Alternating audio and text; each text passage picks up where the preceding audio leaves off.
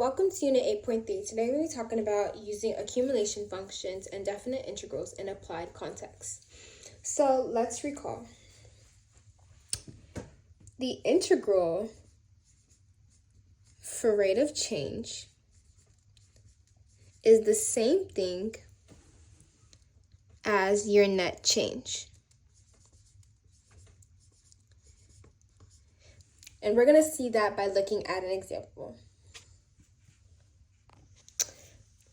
So given that I have my rate of change equals e to the negative sine of t, given that my variable t equals time in hours, and that we're trying to find our net change at the end of 4 hours, and that when t is 0, our rate of change is 200. To create the equation, we first have to start with our initial rate when t is 0. So this initial rate is going to be in front of the equation. So I'm going to put 200 in front.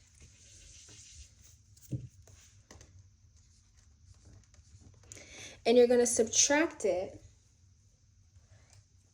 by your integral between a to b. So in this case, our interval is going to be 0 to 4. So between 0 to 4 of our rate of change dt. So that would look like 200 minus our integral from 0 to 4 of e to the negative sine of t dt. So to solve this, we would just do the same thing that we've been doing using the fundamental theorem of calculus. So if I want to find the integral of e to the negative sine of t, I would just get 200 minus, it's going to be the same, e to the negative sine of t, given that our interval is 0 to 4. So to solve, we're going to use our integrated equation of b minus our integrated equation of a. So I have 200 minus our integrated equation of b, which is e to the negative sine of 4, minus e to the negative sine of 0.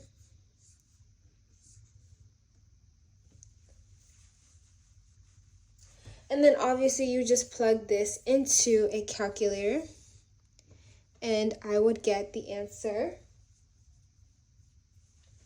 196.937.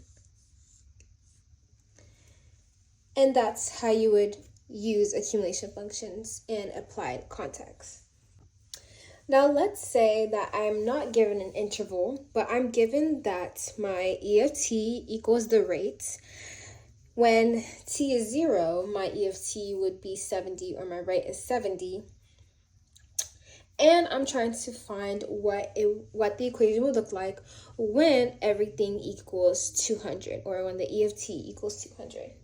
So remember, we would put our initial rate in the front of my equation, the integral of 0, but we don't know where the integral ends, or interval ends, so we're just going to put an x of e of t, because we don't know what our equation is, of dt, and it all equals 200.